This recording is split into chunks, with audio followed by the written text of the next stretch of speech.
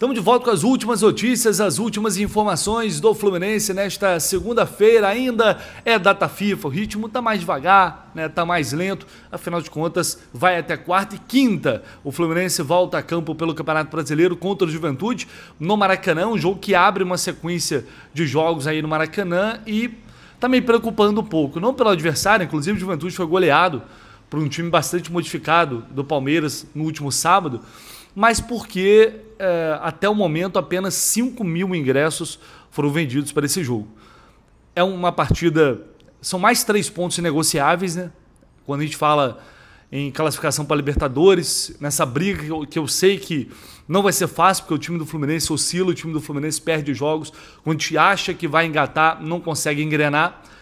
Mas não adianta a gente ficar lamentando pelo que já aconteceu no campeonato. A gente tem partidas em sequência agora no Rio de Janeiro e são pontos fundamentais, importantíssimos, que vão, para mim, determinar o caminho do Fluminense agora. Esses 4 próximos jogos. E esse contra o Juventude, obviamente, até pela situação do Juventude, não dá para negociar ponto. E aí a gente está vendo um movimento ainda muito fraco da torcida do Fluminense, que está com o pé atrás, que ao mesmo tempo que o time não consegue engrenar, a torcida não consegue se empolgar de fato. A gente está indo distante um pouco da semifinal da Copa do Brasil, que vai ser só em dezembro. Mas, cara, não tem outro jeito. Se a torcida não chegar junto, não abraçar, a tendência é piorar. A realidade é essa. Então, mesmo nem que seja aos trancos e barrancos, com sofrimento, passando raiva, o objetivo tem que ser voltar para a Libertadores. E ganhar esses jogos, ganhar esses pontos em casa, será obviamente algo primordial nesse aspecto. E para esse jogo, a gente já meio que contava com o desfalque de Kevin Serna, mas existe a possibilidade do Serna ainda voltar a tempo de enfrentar o Juventude. Isso já aconteceu muitas vezes com o John Ares, né? Quando disputava jogos das eliminatórias, voltava na véspera, à noite, ia para concentração e jogava no outro dia. O Serna ele vai enfrentar o Canadá pela seleção colombiana, no amistoso, às 9 da noite. Esse jogo agora é terça-feira. Então ele joga às 9 da noite, na quarta ele já começa a retornar para o Rio. Vai fazer uma escala, ainda provavelmente no Panamá, isso foi o GE que informou. Ele faz uma escala no Panamá, deixa eu ver se é isso mesmo.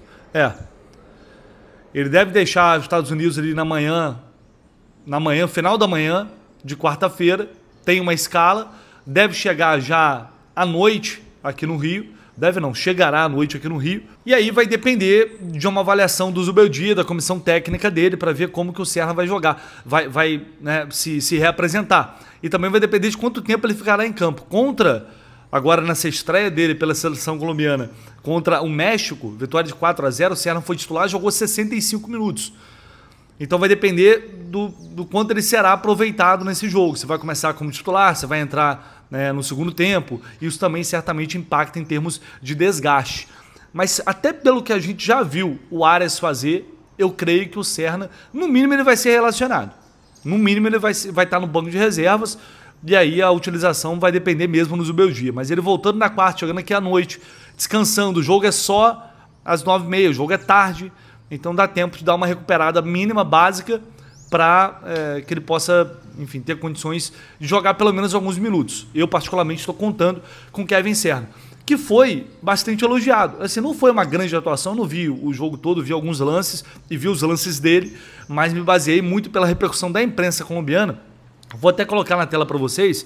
Ele foi bastante elogiado, cara, foi destaque dos jornais colombianos pela atuação que ele teve.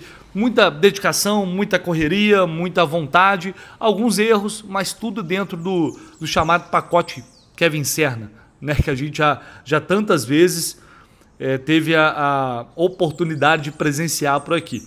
Olha aí, o Diário AS, por exemplo, cita Kevin Serna, trabalho sujo na estreia e feliz por dividir o campo com Rames e Lúcio. Que grande jogador o Kevin Serna é. Ele será uma grande aquisição para a Copa do Mundo. Aí é um perfil lá um perfil colombiano, né, no Twitter, que cobre aí a seleção colombiana. Tem um outro trecho aqui do Momento Deportivo que fala: Kevin Serna foi uma estrela do futebol peruano por 3 temporadas e meia. Jogou pelo Cultural Santa Rosa, Los Chancas, ADT de Tarma, Alianza Lima, antes de dar o salto para o Fluminense. Hoje ele estará como titular na vitória por 4-0 sobre o México. Os protagonistas falaram, aí tem entrevista do Kevin Serna falando na seleção colombiana, enfim, um pouco da repercussão. Aqui tem esse outro perfil aqui, o diário El 10, colocou: ele se destacou entre os cafeicultores. Kevin Serna finalmente estreou pela seleção colombiana e o ex-jogador do Alianza Lima contou como viveu a partida contra o México. Então, cara, foi uma estreia assim boa, dá pra dizer que foi boa, não foi um super jogo, não teve gol, mas foi uma estreia positiva. Acho que deixou uma impressão positiva do Serna na seleção colombiana, e isso é bom, isso dá moral pro jogador. Eu acho que isso, pô, você imagina o sonho do cara, né, jogar pela seleção colombiana. Isso obviamente destaca, aumenta ali a vitrine em torno dele. O Fluminense por si só já é uma vitrine, e a gente pode talvez esperar para final do ano, janela de transferências, algum assédio em relação ao Serna, que já aconteceu nessa última janela, com o empresário colocando ele no mercado e fazendo pressão para que ele pudesse jogar. Depois disso ele acabou jogando, virou titular, se firmou como titular, né, na verdade, ao lado ali do Canóbio no ataque, e é um jogador que hoje, por enquanto, a gente não tem como contestar a titularidade do Serna. Mesmo com altos e baixos, partidas boas, partidas ruins, que não tem jeito, é um jogador que oscila, porque ele não é um craque, mas tem sido muito útil, sem dúvida alguma, e eu acho que a convocação para a seleção colombiana, mesmo que não tenha sido no seu melhor momento, ela mostra isso, é um reconhecimento do trabalho que ele vem fazendo. Então, enfim, que ele possa, se tiver oportunidade, quem sabe fazer um gol, né, contra o Canadá e continuar se destacando, porque para ele e também para o Fluminense, querendo ou não, é um jogador que está na vitrine, e isso valoriza, é um ativo e é sempre importante ser valorizado, tá? Vou trazer aqui para vocês uma informação, não é nem informação, né? Eu vou repercutir aqui, por que não é informação? O Ekrem Konur, que é um jornalista lá da Turquia, ele publicou lá que alguns times brasileiros estão interessados no Anderson Talisca. Entre eles, Grêmio, Flamengo e Fluminense estão planejando fazer movimentos para tentar contratar o Talisca no final do ano. É um jogador muito bom, está no Fenerbahçe agora da Turquia, jogou alguns anos ao Nasser na Arábia Saudita, inclusive com o Cristiano Ronaldo. É um cara valorizado assim no mercado, né? Ficou muito tempo lá ganhando dinheiro, foi para a Turquia, está num grande clube da Turquia, e não sei se ele quer voltar para o futebol brasileiro. A questão é que agora, no momento, assim, o Fluminense não está fazendo nenhum movimento para contratar nenhum jogador, até porque a janela está fechada.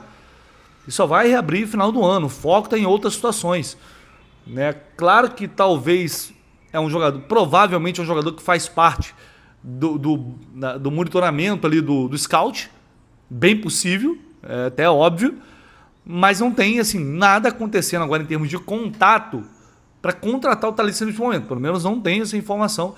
E ele é um jogador, e aí respeitando, é um repórter, jornalista, que aí respeitando o trabalho do cara, não tem nada com isso, mas ele é um cara que assim especula muita coisa, tá? Muita coisa.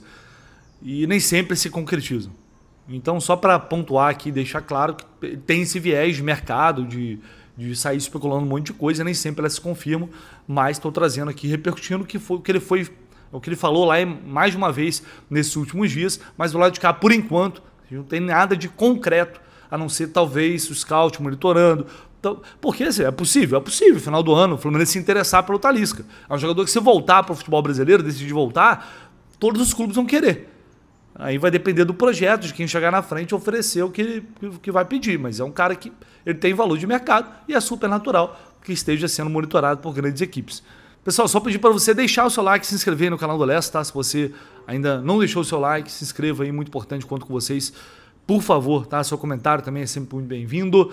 E eu vou trazer só um trecho aqui do que foi falado hoje no All Sport pelo jornalista Mauro César, porque uma das minhas missões aqui é combater certas narrativas que vêm do lado de lá. Eu não tenho, talvez, o peso suficiente para gerar uma onda de questionamento que deveria acontecer, mas pelo menos a minha parte eu vou fazer. E ainda sobre aquele assunto da briga entre Flamengo e Libra, que o Flamengo não assinou o contrato, ou pelo menos não deu aval para a parte que corresponde à divisão do dinheiro da audiência.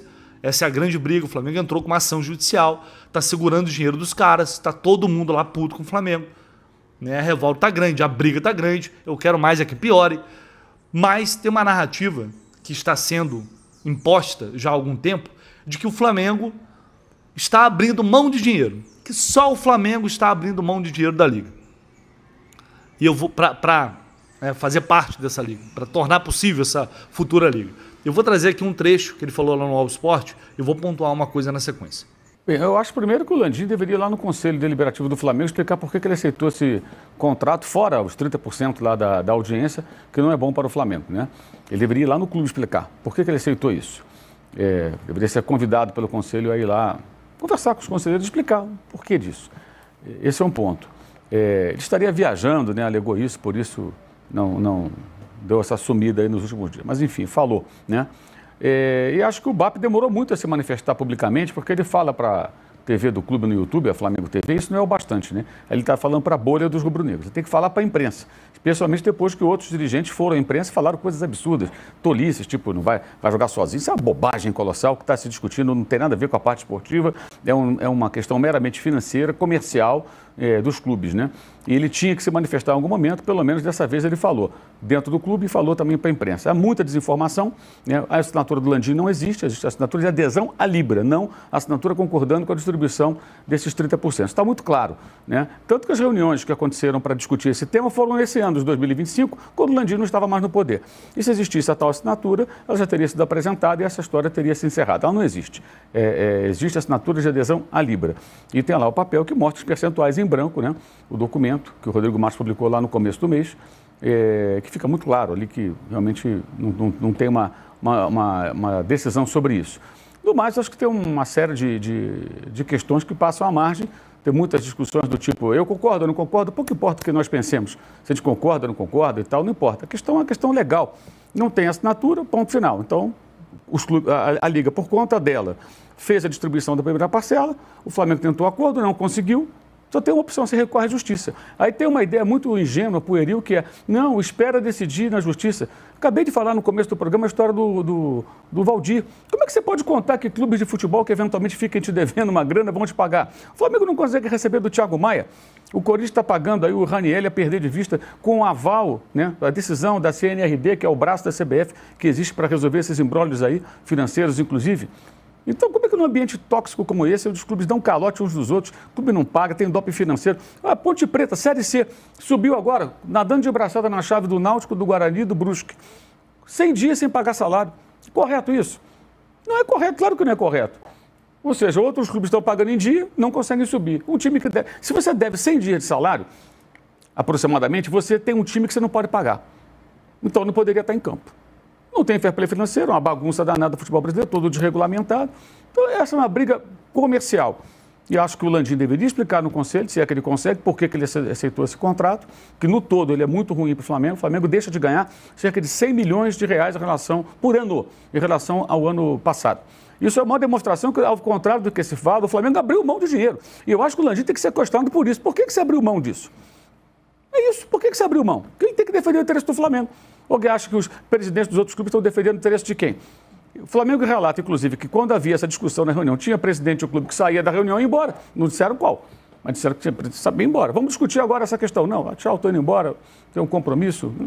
Então é disso que nós estamos falando. Não tem mocinho na história, cada um tentando defender o seu interesse. Não tem ninguém preocupado com um time pequeno. Tá? Se estivessem preocupados, estavam preocupados, por exemplo, com os times da Série C, que estão nessa situação agora que eu citei. Ou esses pequenos, que quando chegam em abril, maio, aliás, março, abril, termina o estadual, ficam milhares e milhares de pessoas desempregadas no futebol brasileiro. Alguém se preocupa? Então, muita conversa fiada, não tem preocupação nenhuma. Na verdade, são os maiores ali, mais ricos, se engalfinhando, os outros embaixo, né? E o que há aí é uma situação de muita desinformação e, digamos assim, tentativa de vilanização do Flamengo. Que interessa a quem? A quem interessa? É fácil, não precisa nem responder, qualquer criança percebe. A quem interessa no contexto hoje do futebol sul-americano vilanizar o Flamengo? Oh, pelo amor de Deus, né? Só trouxa não percebe o que está na cara. Então, só quero pontuar isso aqui porque o Flamengo não está abrindo mão de nada. O que está sendo feito é uma correção histórica diante de um contrato absurdo que durante muitos anos proporcionou muito mais dinheiro ao Flamengo do que a todos os outros clubes. Corinthians também ali nessa... e alguns outros que ganhavam mais. Mas o do Flamengo não há comparação. Era uma coisa absolutamente fora da realidade. Era uma distopia que está sendo corrigida agora, que finalmente os clubes resolveram agir.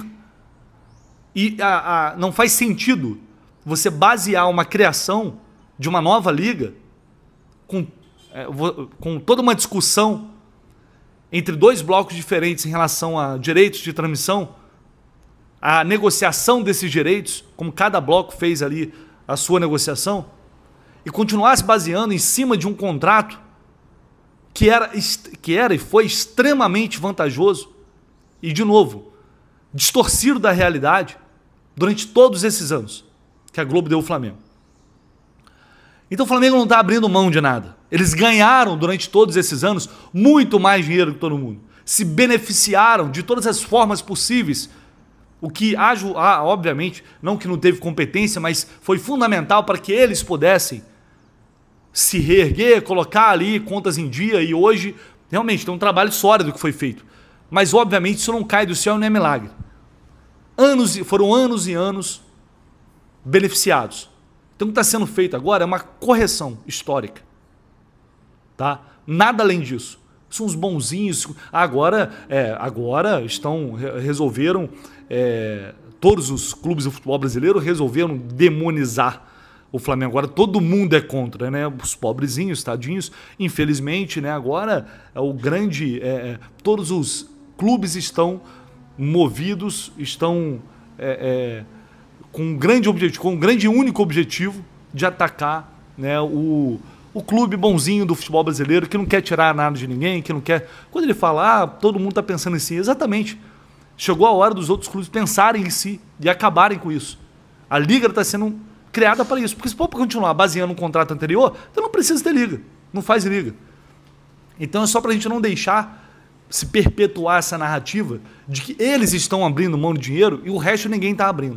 O que está sendo feito é uma correção histórica em cima de algo absolutamente absurdo que foi feito durante anos e anos, que deu a eles o benefício de, em relação aos demais, ganharem muito, muito e muito mais dinheiro. Tá? Deixa aí seu like, se inscreva no canal, no seu comentário, a gente volta assim que possível com mais informações e mais notícias aqui no canal do Lessa.